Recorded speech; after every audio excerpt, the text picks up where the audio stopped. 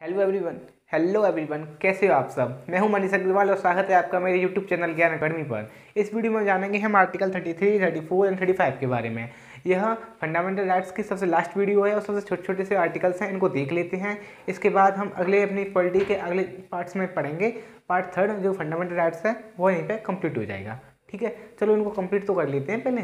चलो आर्टिकल 33 क्या कहता है। यह आर्टिकल 33 यह क्या कहता है, हमारे जो मौलिक अधिकार हैं इन पर कुछ प्रतिबंध लगाता है। यह संसद को अधिकार देता है कि संसद आर्मी फोर्स के, पैरामिलिट्री फोर्स के और पुलिस और इंटेलिजेंस जो ब्यूरो है, इंटेलिजेंस जो खुफिया एजेंट होते हैं, उनके मौलिक अधिकारों पर युक्त प्रतिबंध लगा सके।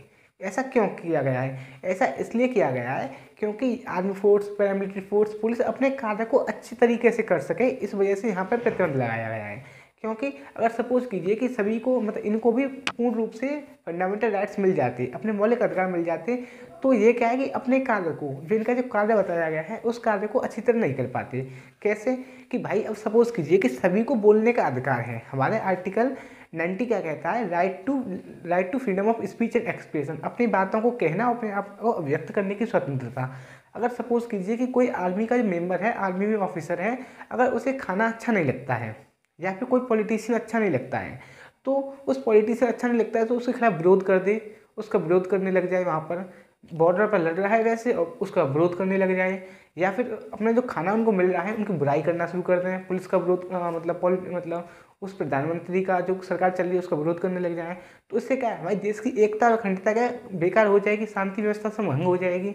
हमारे देश के खुद जो सच्चे नागरिक कहे जाते हैं, हमारी जो आर्मी सच्चे नागरिक कहे जाते हैं और देश की रक्षा करते हैं, अगर वही ऐसा कार्य करेंगे तो बहुत ही मामला खराब हो जाएगा ना।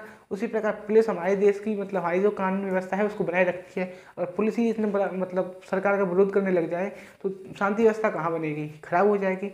इस बात को ध्यान में रखते हुए हमारे आर्टिकल 33 में यह अधिकार दिया गया है कि संसद army force, paramilitary force, police force और खुफिया एजेंट होते हैं उन पर उनके फंडामेंटल राइट्स पर कुछ प्रतिबंध लगा सकती है। ठीक है कि नहीं। और एक और एग्जांपल देने के साथ मैं आपको और समझाऊं। देखिए पुलिस में क्या होता है कि एक होता है डीजीपी जो कि उस राज्य में पुलिस में हेड होता है, एक होता है कांस्टेबल जैसे कि हवलदार वगैरह होते हैं।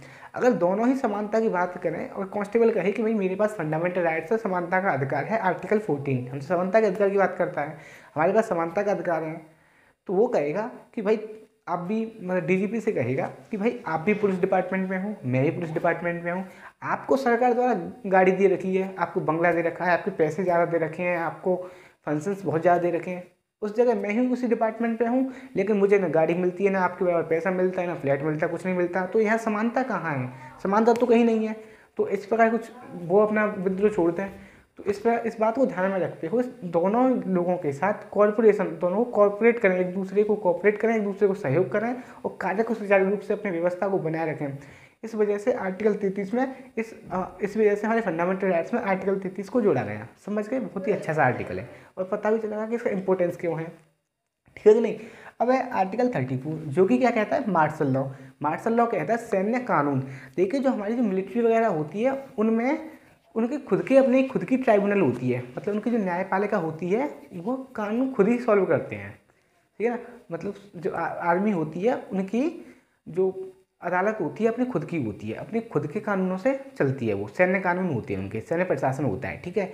तो मार्शल लॉ होता है वही कानून होता है जो कि आर्मियों में जो कानून लगता है वही होता है मार्शल लॉ। जिस क्षेत्र में मार्शल लॉ लगा दी जाती है तो उस क्षेत्र के जो लोग होते हैं उनके फंडामेंटल राइट्स को प्रतिबंधित कर दिया जाता है।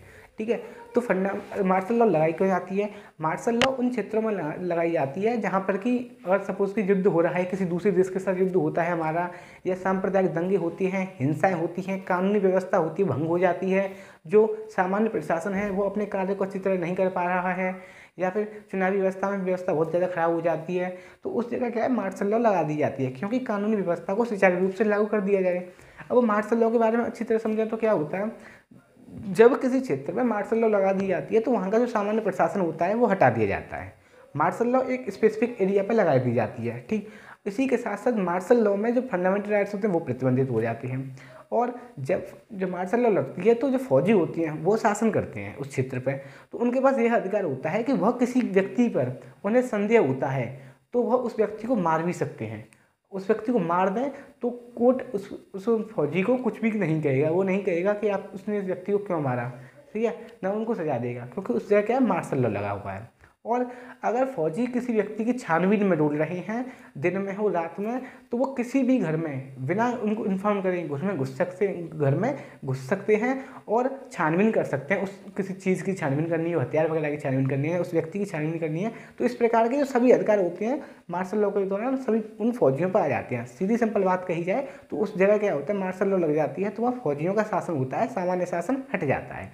ठीक, अब आता है आर्टिकल 35 क्या कहता है, इफेक्टिंग सर्टेन फंडामेंटल राइट्स। हमारा जो संविधान लागू हुआ था 1950 में लागू हो गया था। भाई संविधान निर्माता थे, उन्होंने सोचा था कि संविधान तो लागू अब हो गया, अब बीते समय में अगर सपोज कीजिए कि जो हमारे जो फंडामेंटल राइट्स हैं उनका जो प्रभाव है, भाई 70 साल हो गए अब तक, प्रभाव है वो कम हो जाए, तो संसद के पास कोई अधिकार तो होना चाहिए कि वो उनमें कुछ चेंज कर दें। अगर उनको फंडामेंटल राइट्स जो पहले बने हुए हैं वो बहुत पुराने बने हुए हैं, तो इनमें किसी प्रकार का कोई पॉजिटिव चेंज करना है तो उनके पास अधिकार कहाँ से मिलता है, संसद को मिलता है 35 से। संसद अगर किसी फंडामेंटल राइट्स में पॉजिटिव चेंज करना चाहती है तो वो पॉजिटिव चेंज कर सकती है, उसके फंडामेंटल राइट्स को और मजबूत देने के लिए, उसको प्रभावी बनाने के लिए। जैसे कि आप देख लो कि अबॉलिशन ऑफ अनटचेबिलिटी, अस्पृश्यता का जो अंततः हमने आर्टिकल 17 में पढ़ा था, तो इसमें अनटचेबिलिटी के बारे में बात की गई थी। लेकिन अभी क्या है कि हमारी संसद ने इसमें संशोधन किया है। इसमें क्या किया है, इसमें जोड़ा है कि इसमें पेनल्टी को भी जोड़ा गया है। अगर किसी व्यक्ति के साथ अनटचेबिलिटी वाला व्यवहार किया जाता है तो उस व्यक्ति पर क्या है, पेनल्टी इम्पोज की जाएगी, पेनल्टी दी जाएगी, उसको जेल की सजा दी जा सकती है या पैसे दिए जा सकते हैं। उसी प्रकार हमने आपको पढ़ाया था आर्टिकल 23 में कि बेगार, बॉन्डेड लेबर और जो मानव दोष व्यापार होते थे, मतलब मनुष्य को एक आइटम की तरह बेचा जाता था, तो ये प्रोडक्ट की तरह बेचा जाता था, तो ये गलत था, संविधान ने कहा था। अब इसको भाई रोकने के लिए हमारी जो संसद है वो कह सकती है कि कोई व्यक्ति ऐसे कार्यों में पाया जाता है तो उसको 2 साल की सज़ा मिल जाए, 50,000 रुपये उसको जुर्माना भरना पड़े, 2 साल की या 3 साल की या 4 साल की, इससे क्या पेनल्टी दे दे। भाई पेनल्टी जुर्माना भरा जाएगा तो कोई नहीं करेगा, क्यों दस व्यापार करेगा, क्यों बच्चों पर काम करवाएगा, क्यों बेकार बंधुआ मजदूरी कराएगा, ठीक है नहीं। इनसे क्या है, ये क्या पॉजिटिव चेंज है, ये क्या है, फंडामेंटल राइट्स को और मजबूत बनाने के लिए इस प्रकार के चेंज हैं वो किए गए हैं। इस प्रकार हमने आर्टिकल 33, 34 और 35 समझ लिया। देखा मैंने कहा था ना, बहुत छोटे से आर्टिकल्स हैं।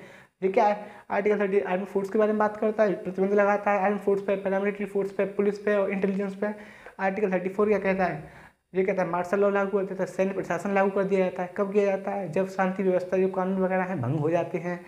आर्टिकल 35 कहता है कि अगर फंडामेंटल राइट्स में आपको कोई पॉजिटिव चेंज करना है तो आप उसको प्रभावी बनाने के लिए, उस फंडामेंटल राइट्स को मजबूत बनाने के लिए उसमें चेंज कर सकते हैं।